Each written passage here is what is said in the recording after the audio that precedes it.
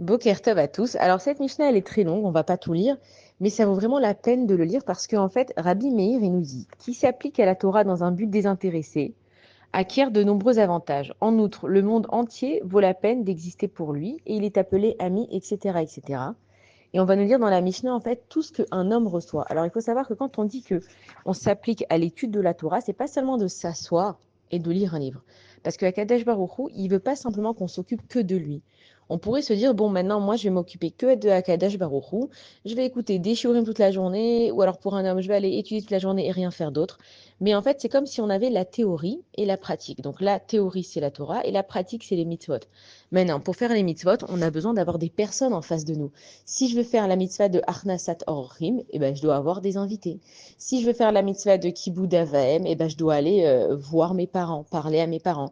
Si je veux faire n'importe quelle mitzvah de Hashavat Aveda, par exemple de rendre un objet qui a été perdu, j'ai besoin d'aller dans un endroit, de me promener, voir que quelqu'un a perdu un objet et lui rendre.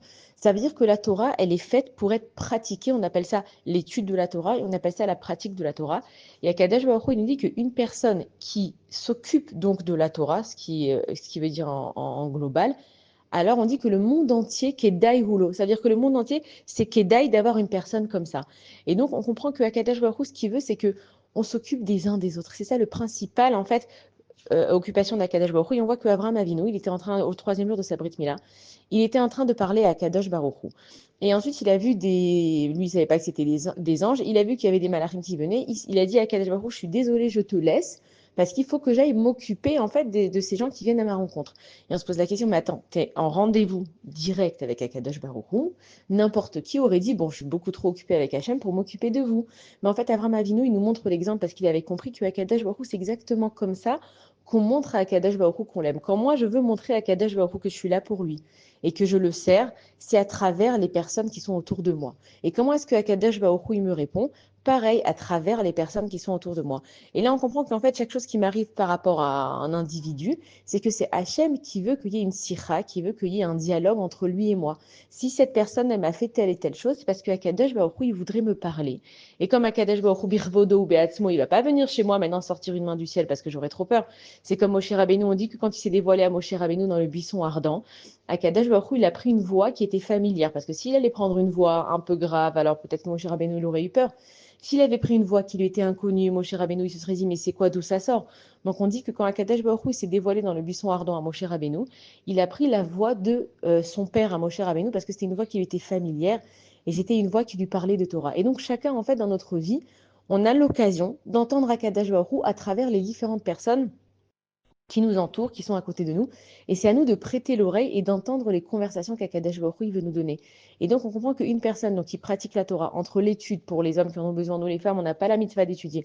On doit savoir les halachot de Shabbat, les halachot de la maison. On doit savoir les bases, en fait, pour savoir comment être une mère juive et éduquer nos enfants. Les hommes, ils ont un autre tafkid. Quand chacun il est à sa place, alors il y a tout qui fonctionne. Mais peu importe qu'on soit un homme et une femme, quand on est dans la pratique de la Torah, que je vais faire attention de ne pas m'énerver, de ne pas avoir de rancune, de ne pas être jalouse, de ne pas me mettre en colère. Et on sait que tout ça, c'est des sentiments d'humain. Donc, je vais me travailler dessus, comprendre pourquoi je ne dois pas être jalouse, comprendre pourquoi la colère, c'est mauvais, comprendre dans l'éducation des enfants pourquoi est-ce qu'il faut faire ça ou ne pas faire ça. Alors, on dit qu'Edaïoulo, ça vaut la peine que tu vides. Et nous, on vient de passer Rosh Hashanah et on a demandé à Kadash Baruch Hu de nous donner la vie. Maintenant, c'est bien de nous donner quelque chose, mais comment on garde cette chose-là en faisant justement la Torah? C'est qu'il faut toujours se renforcer dans la Torah, de se poser les bonnes questions. Est-ce que ce que j'ai fait, c'était bien? Est-ce que ce que j'ai fait, c'était pas bien? Est-ce que cette personne, quand je lui ai parlé, elle a eu de la peine, je dois faire quelque chose par rapport à cette peine? Ou alors est-ce que c'est elle qui a pris la situation beaucoup trop, de façon beaucoup trop forte? C'est-à-dire que chaque jour, c'est pour ça qu'on parle beaucoup de l'aïdbo des doutes, chaque jour, tu te remets en question, tu prends le temps que tu peux pour le faire, tu vas parler, tu vas t'isoler avec Ekadash Baruch Hu, tu vas lui parler, tu te remets en question. Et quand tu fais ça, ça s'appelle étudier la Torah, ça s'appelle pratiquer la Torah. Et après, c'est intéressant de lire tout ce qu'un homme il acquiert. Et on dit que le monde Kedai Olo, il vaut la peine d'être créé juste pour cette personne. Bonne journée à tous.